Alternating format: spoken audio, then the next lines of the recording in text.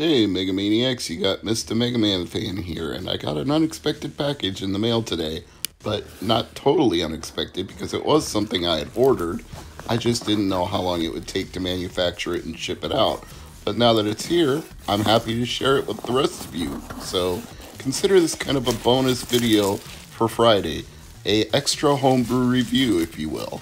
As you can see, we have RC2 Rally, or RC2 Rally if you prefer, from Good Tune Games and Neodolphino Productions, which is a localized version of a Famicom homebrew similar to the Gold Guardian Gun Girl that I previously showed off on this channel.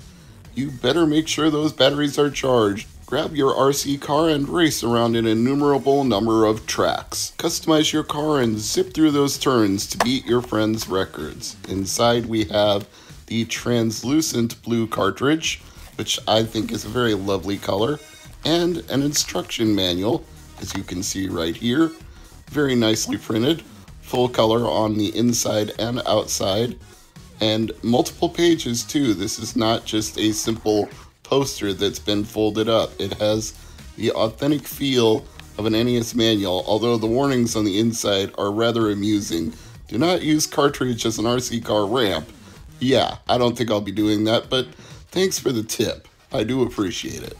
I don't own very many NES carts with a translucent shell, so this alone would make it a very nice addition to the collection, but you could of course just buy an empty shell from somebody who sells them and stick any old game that you wanted inside of it. It's much more worthwhile considering this is a brand new NES homebrew, or new-ish because it already existed on Famicom, but now it exists in North America. It's fun just to look through this cartridge and see the board in there, and also remember how oversized NES cartridges are in North America compared to their Famicom counterparts, because you can see how little the board takes up inside of the card itself. I was trying to look through this window to see what was written on the back of the board, and I believe it says neslives.com. If I'm wrong about that, it's because I couldn't quite see all the way through. But enough jibber jabber, let's go ahead and put this game in the Analog Mini NT Noir and try it out. On the table here you can see one of the few other translucent carts I have for NES, which is the EverDrive N8 Pro. I wanted one in a clear red shell just so it would stand out from the rest of my NES catalog. Let me get the camera in position here, and then we will start filming some gameplay.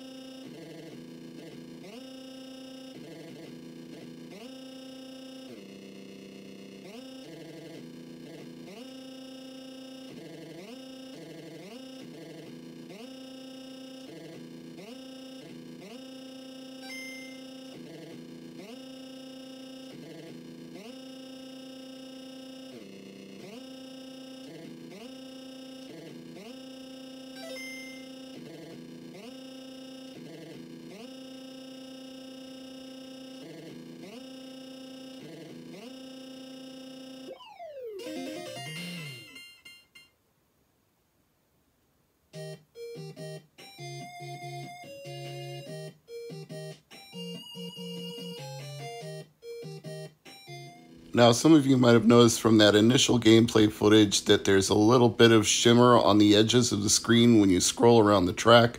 I found that if you crop it in the Analog Mini settings with a border of 10 on all sides, that shimmer of the lines being scrolled in and scrolled out from the visual display is almost entirely negated. And if you're staring right at the center of the screen as you race around the tracks, you may not notice it at all. If you're playing this on original NES hardware, you may not notice it at all, especially on a CRT or a PVM of some kind. But for me, playing in HD through the Analog Mini, I just decided to go ahead and crop the borders. Since it's an option, you can do it. Why not? You can take advantage of it when screen scrolling edges from the NES, the way it scrolls things onto a screen playfield when you're playing a game. Sometimes it can be a distraction. Not always, not often, but games like Super Mario Bros. 3 do have that little bit of it when they go in certain directions, so sometimes cropping it out can help. And you can select different tracks by using the seed randomizer and get better at whatever track you select over the course of time. And they will always generate the same random seed. It's kind of like the Binding of Isaac. Like, it'll give you one just automatically, but if you save that seed and re-enter that one, it will give you that exact same one again. So I guess we could call this procedurally generated.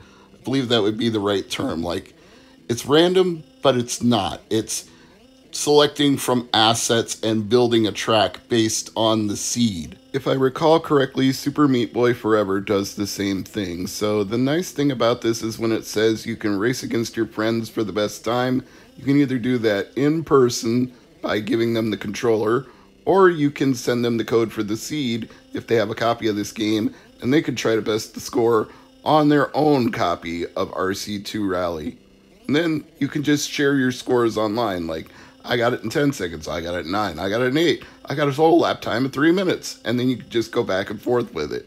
It's definitely designed for that kind of fun sporting competition where you don't have to take it too seriously, but you can also get a little bit of a battle going and try to best each other's times and get down the best times. And the way to get the best times is going to be getting better at the controls, because it says you can customize the car, and I'm sure that does make some amount of difference, what motor you pick, what chassis you pick. But really, it's about mastering the controls on the D-pad itself, because I'm not going to call it imprecise. I'm just going to call it momentum-based, because it drifts a little bit when you're turning if you don't slow down. And of course, if you come to a dead stop and turn, it's going to be more accurate, but that's going to waste time. So you kind of have to find that balance between either taking advantage of the drift as you go around the turns and correcting on the fly, or slowing down a little so you can turn more accurately, or taking shortcuts where you can that'll cause you to speed up and slow down and speed up and slow down, but it's better than the oversteering. You have to find that delicate balance as you play these tracks, and each time you play a course, it'll be a little bit different. So one strategy that might work great on one course for the best time may not work at all for the other. You just kind of get down the track as you go over it over and over again, and you also get down the feeling of under and oversteering as you play more and more.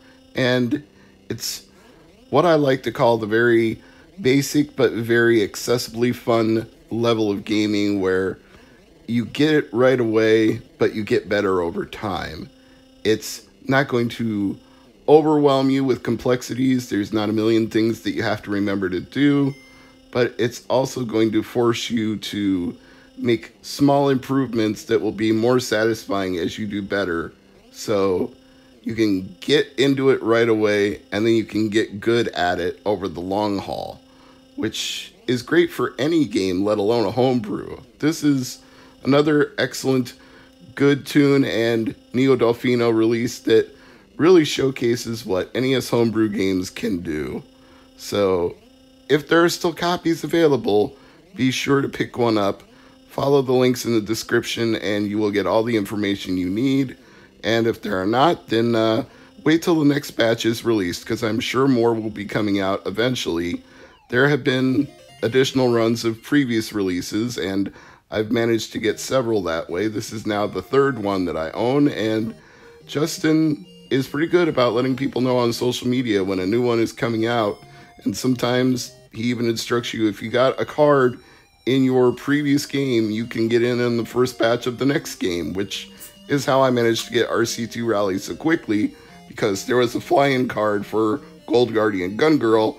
I took a photo of it, filled in my information, and he put me down for the next batch, and I've got it already. Here it is. I'm Mr. MegaManFan. This has been a bonus edition of Homebrew Review of RC2 Rally, or RC Squared Rally, whatever you prefer to call it. I think it's a neat game, and thank you for watching.